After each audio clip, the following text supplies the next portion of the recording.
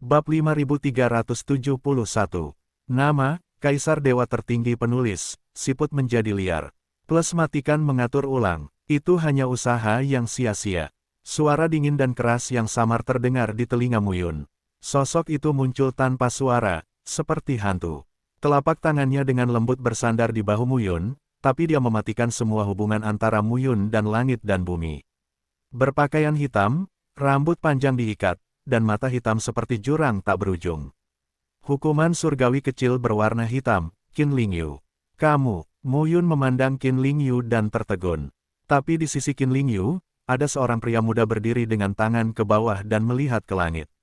Pemuda itu tampak tampan dan luar biasa. Berdiri di sana, dia memberi orang perasaan lembut seperti angin musim semi. Berbeda dengan sikap dingin Qin Lingyu, orang ini dapat dengan mudah memberikan perasaan dekat kepada orang lain. Pergi dan selamatkan dia, Muyun segera berkata. Qin Lingyu berkata dengan dingin, tidak perlu. Hah, apa? Melihat Muyun tertegun, pemuda di satu sisi berkata, kita tidak perlu melakukannya. Saat ini, matahari terbit di malam hari diredam oleh dua sosok kuat yang melampaui Kaisar. Dia tampak malu dan ditutupi pakaian putih dan salju. Tapi Qin Lingyu dan pemuda di sisinya tidak terburu-buru. Muyun juga melihat ke langit. Saat ini, matanya hanya melihat bahwa di balik dua sosok besar itu, kehampaan berfluktuasi, seperti air yang beriak, memancarkan riak. Riak ini terus meluas dan meningkat hingga akhirnya mencapai 100 mil. Seluruh langit tampak seperti danau transparan. Di antara ruang-ruang yang beriak, sesosok tubuh perlahan terpantul. Tubuhnya berdiri di langit. Sekilas, ia hanya dapat melihat posturnya yang samar-samar, seolah-olah tingginya puluhan mil. Optimus raksasa. Di depan postur besar yang kabur itu, sosok nyata perlahan-lahan muncul. Pria itu mengenakan kemeja panjang berwarna biru muda dan jubah. Tangannya negatif dan rambut panjangnya bergerak mengikuti angin, menunjukkan sedikit keanggunan dan keanggunan. Sepertinya usianya sudah 30-an. Tentu saja, usia sebenarnya mungkin tidak tahu berapa juta tahun. Pria ini muncul dan berdiri di sana, berdiri di belakang dua sosok tak tertandingi yang melampaui Kaisar. Apakah kalian senang, teman-teman? Suara samar terdengar. Ketika orang ini berbicara, dua sosok keluarga Lin yang tak tertandingi yang melampaui Kaisar tiba-tiba gemetar.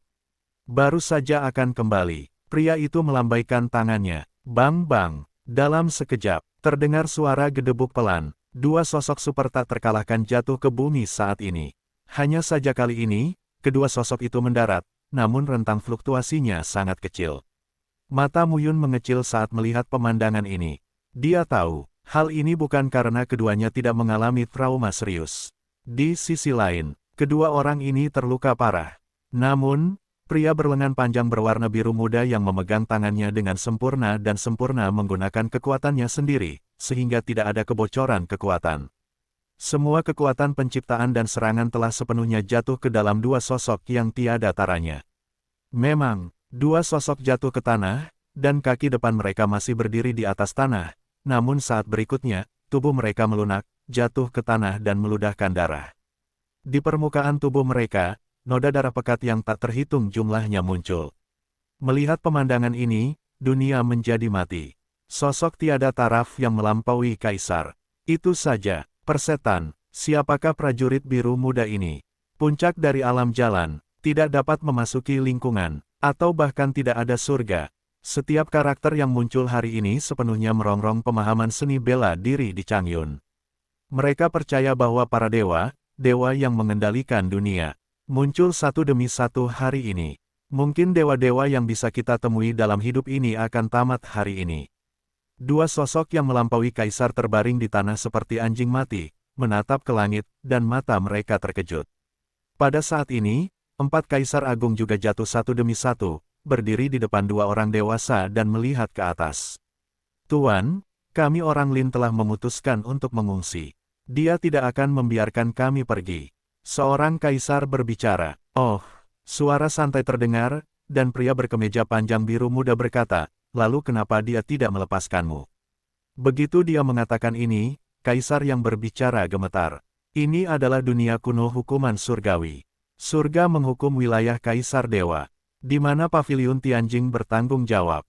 Mereka adalah orang Lin, dari dunia kuno zaman anjing. Pria itu muncul di hadapannya dengan sikap yang sama seperti matahari pagi di malam hari.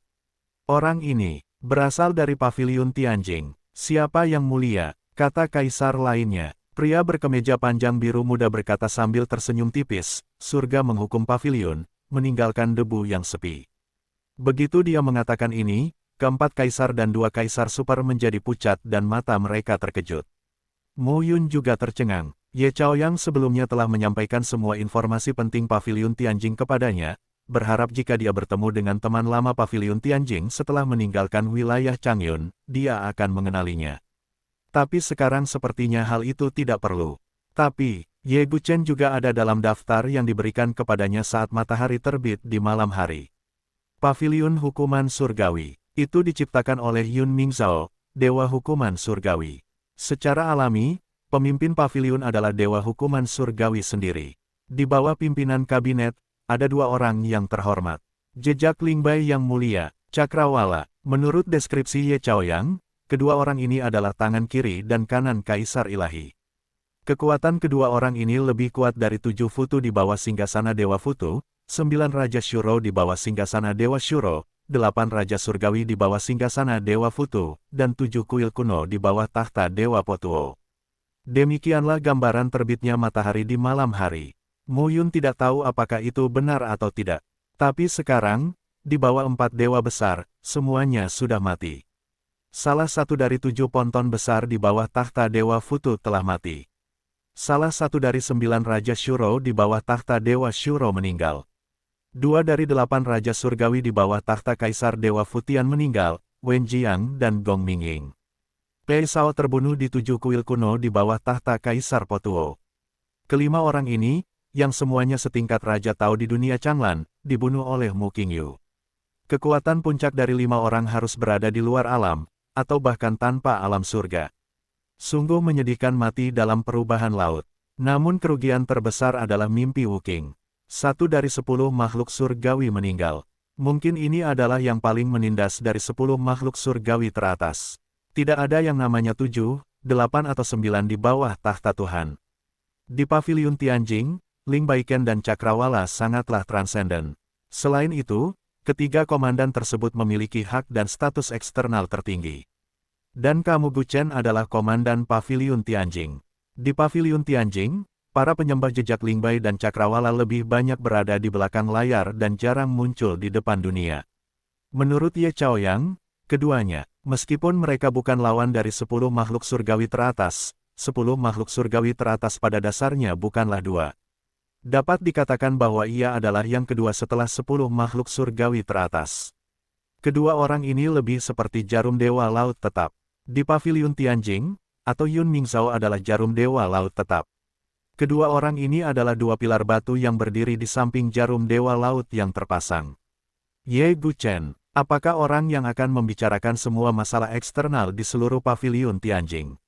Menurut Ye Chaoyang, Ye Guchen lebih seperti pemimpin kabinet hukuman surgawi. Kabinet mengurus segala urusan, besar dan kecil, termasuk perjuangan dan penanganan seluruh kekuatan di dunia. Tentu saja, selain komandan, ada 2 komandan dan 3 komandan di paviliun Tianjing, yang bertanggung jawab bersama atas semua masalah. Selain itu, ada juga putra Tuhan dan Dewi di paviliun hukuman surgawi, yang juga merupakan murid pribadi Kaisar Dewa Hukuman Surgawi dan dilatih sebagai penerus penguasa paviliun masa depan. Lalu ada 7 murid dan 6 pelindung Dharma. Namun, Matahari Malam sangat yakin bahwa 2 dari 7 muridnya meninggal dalam masa banjir dan kelaparan, dan 6 pelindung Dharma dan ular pelindung Dharma juga mati. Jadi sekarang, seharusnya ada 5 murid dan 5 pelindung Dharma. Orang-orang ini adalah tokoh inti sebenarnya di paviliun Tianjing. Tentu saja, selain itu, ada 12 kepala paviliun di paviliun hukuman surgawi. Ke-12 pemimpin kabinet bertanggung jawab atas semua urusan kabinet Tianjing dan ditugaskan oleh 3 komandan. Di antara 12 pemimpin kabinet, setiap pemimpin kabinet memiliki 6 pemimpin bendera. Oleh karena itu, struktur sebenarnya di paviliun Tianjing sebagian besar seperti ini. Mo Yun baru mengetahuinya baru-baru ini. Selain itu, 7 murid asli dan 6 pelindung Dharma tidak diperintahkan dan dikirim oleh 3 komandan di paviliun Tianjing, dan berstatus terpisah. Mereka hanya mematuhi perintah dari dua tuan besar dan penguasa paviliun hukuman surgawi. Tentu saja, ini hanyalah bagian dalam paviliun Tianjing yang disebutkan oleh Ye Chaoyang. Saya khawatir lebih dari itu. Saya khawatir jumlah orang yang menjadi kaisar ilahi akan lebih dari 100.000 dari dalam keluar.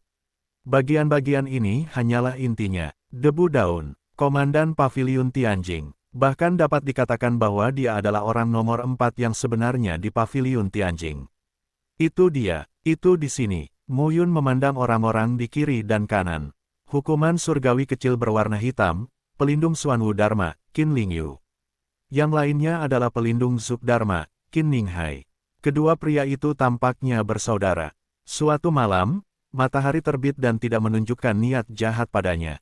Tapi, apakah sama dengan pelindung Dharma Suzaku Qin Ninghai, pelindung Dharma Xuanwu Qin Lingyu, dan Komandan Ye Guchen? Dalam beberapa tahun terakhir, 8 dewa kuno bertarung dengan 10 dewa yang dipimpin oleh Li Changlan. Sebenarnya, Kaisar Yun Mingzhou juga harus berada di pihak keempat orang itu. Meskipun dia mungkin tidak bekerja sama dengan keempatnya sekarang, akankah dewa penghukum mengabaikannya saat dia menggembalakan awan? Namun saat ini, bukan tidak mungkin untuk dijalankan. Saya khawatir kedua pelindung paviliun Tianjing ini tidak lebih lemah dari matahari pagi di malam hari. Mu Yun berdiri saat ini dan menatap Komandan Kamu Guchen. Faktanya, ketika 4 kaisar dari keluarga Lin dan 2 kaisar super mendengar nama Ye Guchen, mereka benar-benar bodoh. Sosok keempat yang tak terkalahkan di paviliun Tianjing. Di puncak beberapa tahun terakhir, dia juga orang kuat tanpa surga. Menghadapi sosok yang tiada taranya, 2 tokoh besar keluarga Lin yang melampaui kaisar tidak memiliki rasa percaya diri sama sekali. Mereka berjuang untuk bangun saat ini. Salah satu dari mereka berkata, "Tuan Ye, kami hanya ingin menangkap Mu Yun. Kami tidak memiliki niat untuk menyinggung kekuatan dewa hukuman surgawi atau keagungan paviliun hukuman surgawi. Tolong jangan ingat penjahatnya, Tuan Ye.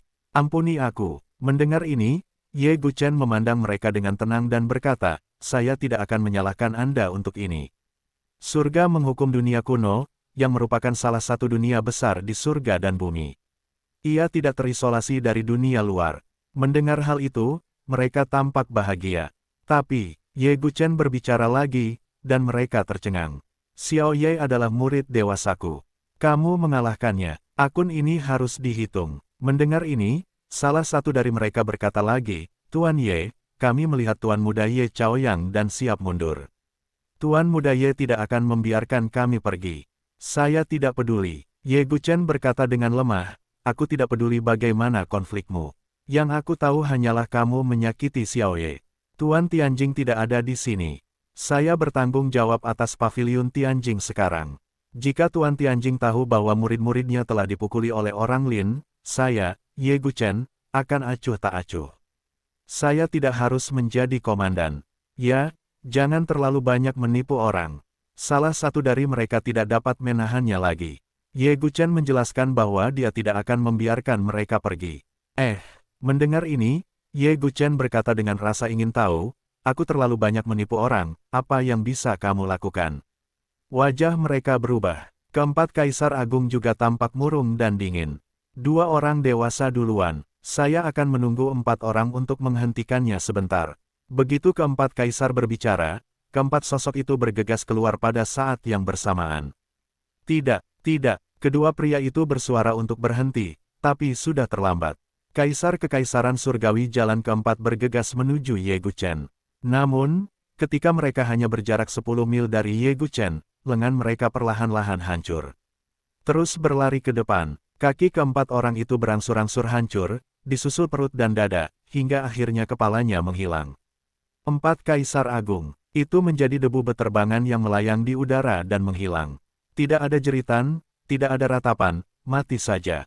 Keberanian yang terpuji. Qin Lingyu, berdiri di sisi tubuh Mu Yun, berkata dengan acuh tak acuh. Mu Yun mendecakkan bibirnya. Kekuatan apa ini? Haruskah itu melampaui batas wilayah Tuhan? Tidak dapat memasuki lingkungan, atau tidak ada surga. 2 sosok berkebangsaan Nalin yang tak tertandingi berdiri bersama dengan dukungan mereka dan memandang Ye Guchen dengan kebencian. "Maukah kamu melakukannya sendiri, atau aku yang akan melakukannya?" Ye Guchen berkata perlahan. Mereka yang bermarga kamu, orang Lin tidak akan menyerah, dan Tuhan di zaman anjing tidak akan menyerah. Suatu hari, seseorang akan membalaskan dendam kita. Melihat pemandangan ini, Ye Guchen berkata tanpa daya, sepertinya kamu tidak berniat untuk melukai dirimu sendiri. Telapak tangannya dilambaikan dan dengan lembut digenggam di udara. Tubuh kedua orang itu terus-menerus diremas dan dicubit saat ini, dengan ekspresi kesakitan dan ketakutan. Alam dewa jalan besar tidak pernah terpisah. Kaisar, manusia dewa, dan Tuhan adalah sama di mataku. Nafas di tubuh kedua orang itu semakin tertekan. Tampaknya jiwa mereka bisa hilang kapan saja. Dan pada saat ini, di belakang mereka, kekosongan terkoyak dan dua saluran tiba-tiba muncul. Di dua saluran tersebut, dua bayangan virtual telah berevolusi masing-masing. Di tangan Ye Guchen, mereka langsung menarik kembali sosok dua kekuatan besar itu. Hai, Ye Guchen menatap pemandangan ini. Qin Ninghai, Qin Lingyu, melihat pemandangan ini di pagi hari di malam hari, mau tidak mau memegang dahinya dengan tangan dan merasa tidak berdaya. Klan Lin, ini keterlaluan. Ye Guchen melenturkan jarinya dan menjentikannya.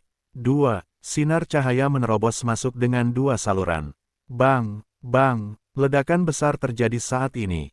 Di bagian itu, tubuh dari dua sosok tak tertandingi yang ditarik pergi benar-benar hancur di bagian itu, dan nafas jiwa mereka hancur.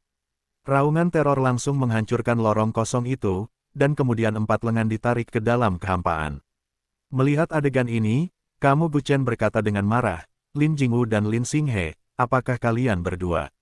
Ada suara di kehampaan, Ye Guchen, kamu harus memaafkan orang lain. Mengapa melindungi Muyun? Kamu setia pada hukuman Dewa Surga, bukan Dewa Kaca, atau keluarga Ye. Mendengar ini, Ye Guchen memotong tenggorokannya dan berkata, Lin Jingwu, saya setia kepada Tuan Tianjing. Tentu saja, ini untuk menjaga martabat dunia kuno Tianjing. Apa maksud Anda ketika orang-orang dari klan Lin menginjak Tianjing saya? Wajah Pavilion bersenandung. Suara itu berkata lagi, keluarga Lin saya akan melaporkan hal ini kepada Tuan Futian. Saya harap Tuan Futian akan melakukannya. Anda bisa begitu tangguh. Mendengar ini, Ye Guchen bersenandung dingin, membuatku takut. Apakah aku takut? Bolehkah aku melakukannya sekarang di zaman anjing?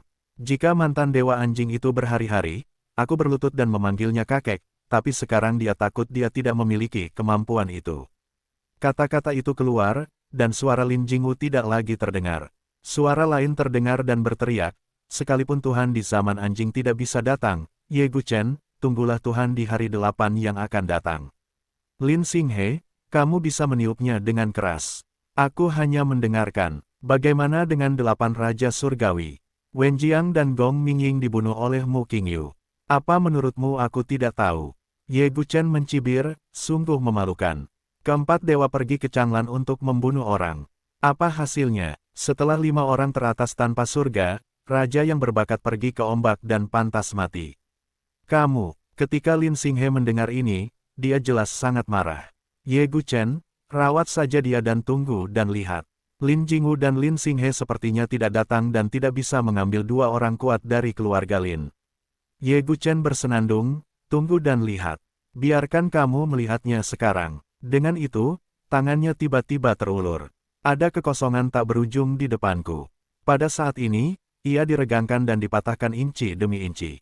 Tangan Ye Guchen langsung memecahkan kehampaan, seolah-olah dia telah menangkap ribuan mil jauhnya dari sini. Bagian yang kosong, Lin Jingwu dan Lin Xinghe yang mengembalikan ide mereka, hanya merasakan roh jahat yang mengerikan datang. Lalu, bang, sebuah ledakan kecil terdengar. 2 sosok ilusi dipatahkan secara langsung. Di Pingsu, saat ini, Ye Guchen melepaskan kemeja panjangnya dan mendengus dingin, berisik-berisik. Qin Ninghai berdiri di bumi, memandang Ye Guchen dan berkata sambil tersenyum, Komandan, orang-orang telah melarikan diri. Ye Guchen melihat ke bawah ke bumi, tetapi berkata, awalnya, kedua orang ini tidak benar-benar datang, tetapi jiwa mereka ingin menyelamatkan orang-orang di bawah mataku. Meski tidak nyata, aku menghancurkan jiwa, cukup untuk mereka minum sepoci. Mendengar ini, semua orang kaget. Tuan Ye Guchen, saya tidak tahu sejauh mana kekuatan saya telah tercapai. Saat ini, 4 kaisar pertama berkebangsaan Lin, 4 kaisar terakhir, dan 2 tokoh super yang melampaui kaisar. 10 orang teratas semuanya terbunuh. Lin Ken, Lin Xiang dan yang lainnya sudah ketakutan dan benar-benar bodoh saat ini. Ye Guchen memandang kelompok seniman bela diri Lin dan melambaikan tangannya. Tubuh demi tubuh, langsung berubah menjadi bubuk. Antara langit dan bumi, saat ini menjadi sunyi. Qin Lingyu memandang Mu Yun dan berkata, ayo pergi. Mu Yun tercengang. Selain itu, Wang Xinya, Luan Baiyu, langit dan bulan juga mengubah ekspresi mereka. Yue Xi mengerutkan kening dan berkata, dia adalah bang darahku, kamu tidak bisa membawanya pergi. Qin Ninghai berkata sambil tersenyum, jangan salah paham. Tuan Ye hanya ingin berbicara dengannya. Mu Yun mengguncang telapak tangan Wang Xinya saat ini, dan kemudian berkata, hiburlah orang-orang di pavilion Yun, aku akan kembali. Faktanya, Mu Yun tidak perlu menolak apakah dia hanya mengobrol atau orang-orang di pavilion Tianjing ingin menangkapnya. Kesenjangan kekuatan yang kuat, segala cara tidak ada gunanya. Qin Ninghai dan Qin Lingyu membawa Mu Yun dan menghilang dengan cepat. Dan saat berikutnya, Mu Yun hanya merasakan sosoknya muncul di puncak gunung. Di puncak gunung, di atas karpet, ada meja teh. Panas yang meningkat seperti asap masakan. Seorang pria parubaya yang tampak berusia lebih dari 30 tahun duduk dengan santai di atas karpet. Melihat Mu Yun, dia tersenyum dan berkata, ayo, duduk. Saat ini, Mu Yun melihat. Di belakang pria itu, 2 pemuda berdiri diam. Kedua pria itu memandang Mu Yun dan menatapnya. Saat ini, malam terbit juga muncul di puncak gunung. Melihat Ye Guchen melengkungkan tangannya di malam hari. Meskipun wali dharma dari beberapa murid Kaisar Dewa Hukuman Surgawi tidak tunduk pada perintah 3 komandan dan 2 pejabat, di pavilion Hukuman Surgawi, 3 komandan dan 2 pejabat memutuskan segalanya. Harus ada rasa hormat, tapi harus ada. Ye Guchen lalu berkata, Xiao Ye, apakah kamu tidak menghalangi? Ya, matahari pagi mengangguk di malam hari, lalu mendatangi 2 pemuda di belakang Ye Guchen. 3 kakak laki-laki, 5 adik bela diri, kakak ketiga, kakak laki-laki kelima. Mu Yun memikirkan apa yang dikatakan matahari malam kepadanya. Murong Xie, murid ketiga Kaisar Dewa Hukuman Surgawi, dan Ye Changyun, murid kelima. Daun, apakah nama keluargamu terlalu banyak? Ye Liuli, Dewa Kaca. Ye Yunlan, Ibu, Ye Guchen, Komandan ketiga, dan Ye Changyun. Mu Yun berpikir dia harus bertemu seseorang yang bermarga kamu di masa depan. Apakah kebangsaan Ye merupakan klan kuno di masa kelaparan? Ibu, kamu Liuli dan kamu Guchen, bukankah mereka semua berkebangsaan Ye? Memikirkan hal ini, Mu Yun berseru, apakah kamu yang lebih tua dan ibuku adalah orang-orang? Begitu kata-kata ini keluar, Qin Ninghai, Qin Lingyu, dan Murong khawatir, matahari pagi di malam hari dan Ye Changyun tercengang satu demi satu. Beberapa orang memandang Mu Yun dengan heran. Tidak ada yang berbicara. Selesai. Pertanyaan yang salah. Ye Guchen tertawa dan berkata, duduk dan ngobrol. Mu Yun mengangguk dan duduk di meja. Ye Guchen menuangkan teh untuknya.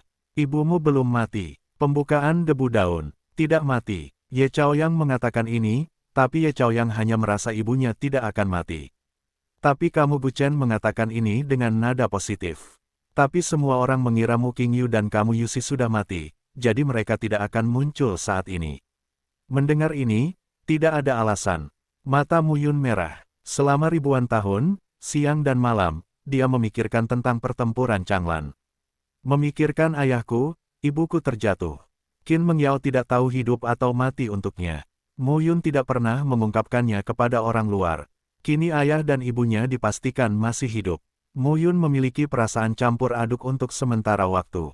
Di kehidupan sebelumnya dan kehidupan ini, ayah dan ibunya jarang menemaninya, namun setiap kali terjadi musibah hidup dan mati, ia bisa merasakan kasih sayang ayah dan ibunya terhadapnya.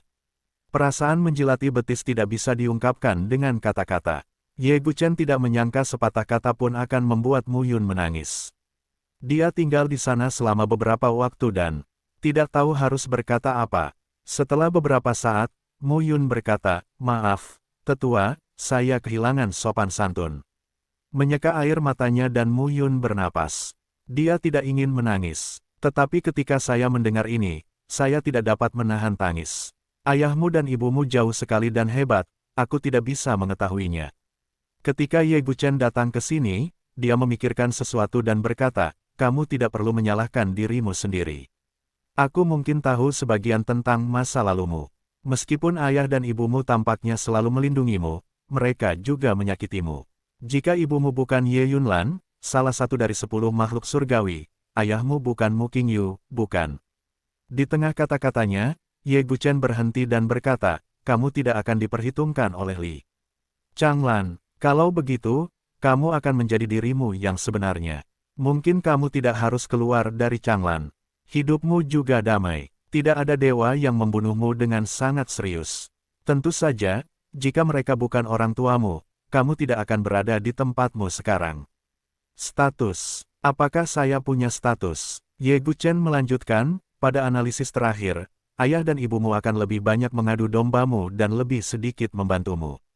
Qin Ninghai dan Murong khawatir mendengar ini dan berdiri di samping tanpa mengucapkan sepatah kata pun. Persetan denganku, Mu Yun tercengang. Ye Guchen tersenyum dan berkata, di masa depan, kamu akan tahu maksudku. Oke, orang besar selalu suka mengatakan setengah dari apa yang mereka katakan. Saya tahu, saya tidak akan berkata, hei, mainkan saja. Ye Gu melanjutkan, sekarang hukuman kuno cukup tenang. Tuan rumah, saat ini, tidak tahu siapa dua orang dewasa yang terhormat itu. Mereka tidak diizinkan muncul untuk sementara waktu. Saya masih memiliki keputusan akhir. Aku di sini, tidak ada yang bisa membunuhmu seperti hari ini. Mu Yun berkata, aku akan pergi. Mendengar ini, Ye Guchen makan, minum secangkir teh, dan berkata perlahan, yah, dunia ini sangat besar. Kita harus selalu keluar dan melihat-lihat. Jangan khawatir, aku tidak bermaksud jahat jika kamu tidak kembali. Jika kamu kembali dan ingin membunuhmu, kamu akan dibunuh. Puff, Mu Yun baru saja meminum secangkir teh dan menyesapnya. Lebih marah, bisakah kamu berterus terang? Apakah kamu baik-baik saja? Kata Ye Guchen. Tidak ada, tidak ada. Slot, hukuman Kaisar Surga tidak kembali. Orang-orang di paviliun hukuman surga tidak tahu apakah harus membunuhnya, Mu Yun, jadi mereka tidak membunuhnya. Ketika Kaisar Ilahi kembali hari itu, keadaannya sama seperti sebelumnya. Itu berarti membunuhnya dengan arti yang sama dengan 4 Kaisar Dewa, bukankah itu sudah mati? Doa, Tuhan menghukum Kaisar dan tidak akan pernah kembali. Yun Mingzhao, matilah di luar. Mu Yun bergumam di dalam hatinya. Meskipun Kaisar Dewa hampir abadi, ada pengecualian. Bukankah Lin Tianyuan, Kaisar Dewa Tianyuan, sudah mati? Dunia ini sangat besar. Izinkan saya memberitahu Anda seperti apa dunia baru sekarang, jadi Anda punya nomornya. Dengan itu, kamu Guchen menggambar di atas meja di antara mereka dengan tangan sebagai pena dan teh sebagai pukulan. Mu Yun mengeluh tentang hal itu, apakah kamu tidak memberiku peta yang lebih nyaman?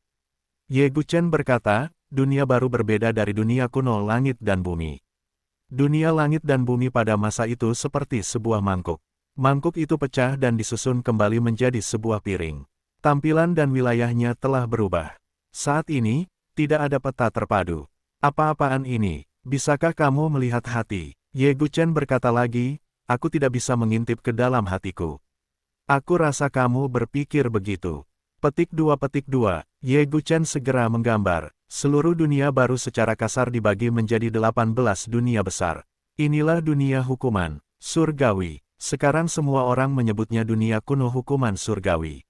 Kemudian, di bagian bawah, di sebelah timur poros tengah, kamu Guchen melukis suatu area.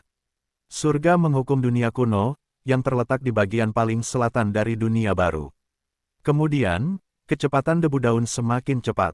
Di sebelah timur seluruh dunia baru, 8 skala dunia kuno akan segera muncul. Dunia kuno Qingqiao berbatasan dengan dunia kuno Tianjing. Selain itu, 4 dunia yaitu dunia kuno Futu, dunia kuno Potuo, dan dunia kuno Shuro saling berdekatan dan terletak di tengah wilayah timur. Di utara wilayah timur terdapat dunia kuno Liuli dan dunia kuno Siva. Inilah 8 dunia dari 8 dewa. Mu Yun melihat ke sudut tenggara, dan ada juga area kosong.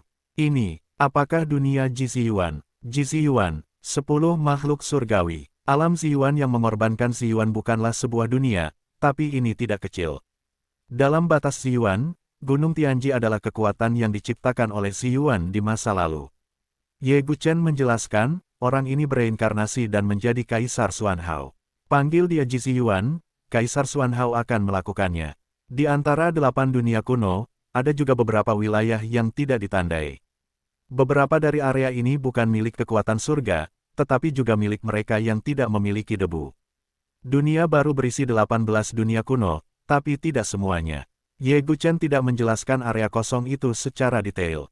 Lagi pula, dia sekarang tidak begitu jelas apakah kekuatan utama dari semua pihak yang independen dari 18 dewa di masa lalu masih ada. Kemudian, kamu Guchen mulai membuat sketsa dan mendeskripsikan lagi di sebelah barat meja. Kali ini, peta yang digariskan sangat khas. Seluruh sisi barat itu seperti sumur, yang membagi separuhnya menjadi 9 bagian. Di wilayah barat laut terdapat lagi garis miring yang terbagi menjadi 1 bagian lagi. Sisi ini awalnya secara kolektif disebut sebagai dunia Changlan. Dunia Changlan, Li Changlan menjadi kaisar ilahi dan memimpin penciptaan dunia. Dia adalah kaisar ilahi pertama. Oleh karena itu, dunianya adalah yang terbesar dan terluas. 8 kaisar ilahi lainnya tidak sebesar dia. Apa-apaan ini? Kritik yang keras. Kemudian, kaisar ilahi muncul satu demi satu di bawah tahta Li Changlan, dan Li Changlan terus membagi dunianya sendiri, jadi di barat, ada 10 dunia. Kaisar Yixuan dan Kaisar Yixun adalah murid Li Changlan. Mereka adalah yang terkecil di dunia. Ketika dia mengatakan ini, Mu Yun berkata, bukankah Kaisar Dewa Yi Yuan dan Kaisar Dewa Yi Xian juga murid Li Changlan? Siapa yang memberitahumu? Li Changlan. Dia kentut. Petik 2 petik 2. Setelah terbatuk, Ye Guchen melanjutkan, tidak semua 9 dewa di bawah tahta Li Changlan adalah muridnya. Jika ada sedikit, mereka sendiri bisa menjadi dewa. Li Changlan memasang emas di wajahnya.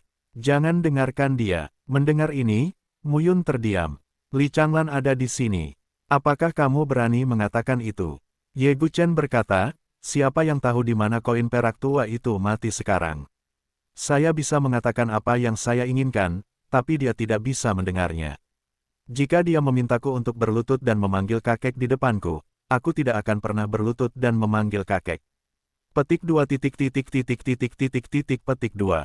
Mu Yun sedikit terdiam. Orang ini benar-benar mengintip isi hatinya, bukan? Dan jika Anda berlutut, Anda berlutut. Ini terlalu berlebihan untuk orang keempat pavilion Tianfu, bukan? Ye Guchen melanjutkan, jangan kehilangan muka. Kecuali 10 makhluk surgawi teratas, salah satu dari mereka tidak memiliki surga. Ketika mereka melihat 18 orang, mereka berani menjadi sombong dan langsung menembak mereka. Tidak ada diskusi, karena mereka adalah dewa. Pada titik ini, Ye Guchen menambahkan, karena mereka adalah makhluk surgawi. Karena 18 dari mereka adalah kaisar dewa, tidak ada yang berani berpura-pura memaksa di depan mereka. Karena mereka adalah 10 makhluk surgawi, mereka berani berpura-pura dipaksa di depan kaisar ilahi. Lagi pula, ada beberapa dari 10 makhluk surgawi di depan kaisar ilahi. Anda tidak menyukai saya, tetapi Anda tidak dapat membunuh atribut saya. Lewat sini, mimpi Wuking, makhluk surgawi ini sedang sekarat. Sungguh menindas. Memikirkan hal ini, Mu Yun bertanya, apakah mimpi Wuking benar-benar mati? Mati, dingin. Ye Guchen berkata, 4 dewa juga telah menentukan ini. Sayang sekali, seru Mu Yun.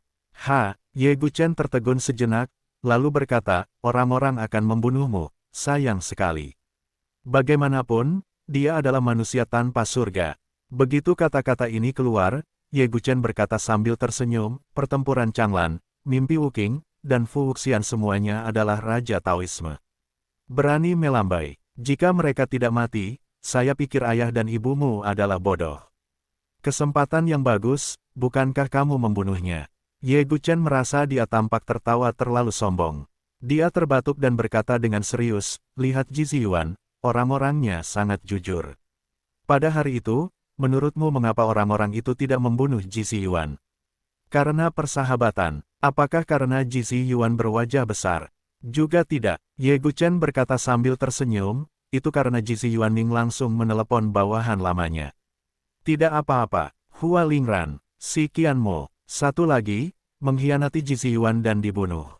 Ketiga orang ini, puncaknya dalam beberapa tahun terakhir, juga tanpa surga. Mereka mengambil orang-orang Gunung Tianji. Kaisar Xuanhao tidak mati, jika tidak. Dengan kekuatannya saat itu, dia akan langsung ditampar sampai mati. Mu Yun tidak bisa menahan diri untuk bertanya-tanya, bawahannya begitu setia. Kamu tidak berbicara omong kosong. Ye Guchen berkata sambil tersenyum, selain itu, kamu tidak dapat berpikir bahwa 3 makhluk surgawi benar-benar mendengarkan kata-kata Ji Ziyuan. Makhluk surgawi berbeda dari 10 makhluk surgawi teratas. Ini perbedaan besar. Yah, Mu Yun mengangguk. 10 makhluk surgawi teratas tidak boleh mati. Aku tidak tahu. Lagi pula Lin Tianyuan sudah mati. Mu Yun melanjutkan, bukankah Kaisar Ilahi itu abadi? Ya, lalu bagaimana dia mati? Petik 2. Setelah minum secangkir teh, setelah sekian lama, Ye Guchen berkata dengan serius, tidak ada yang tahu bagaimana Kaisar Ilahi berkhotbah. Hanya Kaisar Ilahi sendiri yang tahu. Para dewa itu abadi, itulah yang mereka katakan. Itulah sebabnya semua orang tidak takut dengan bencana Kapur Yuan. 18 dewa tidak takut sama sekali. Ye Guchen berkata bahwa bintang-bintang yang meludah terbang secara tidak teratur. Sebagai akibat, ini sudah berakhir. Itu salah. 18 Kaisar Ilahi tampaknya terhubung dengan dunia surga dan bumi kita. Mereka mempunyai perasaan khusus terhadap satu sama lain. Akibatnya, suatu hari, Kaisar Ilahi menemukan bahwa perasaan Lin Tianyuan telah hilang. Kaisar Tianyuan sudah mati. Ini tidak hanya menakuti 17 dewa, tetapi juga menakuti 10 makhluk surgawi dan 10 protos. Semua orang mengira Kaisar Dewa tidak akan pernah mati. Bagaimana dia bisa mati? Jika salah satu dari mereka mati, itu akan menjadi akhir dari anak sapi. Apakah kamu mengerti? Mu Yun menggelengkan kepalanya. Ye Guchen berkata, bodoh, pikirkanlah. 7 dari kita bertarung dan bertarung di sarang semut. Sarang semut ditendang dan ditendang. Berapa banyak semut yang mati tidak ada hubungannya dengan kita.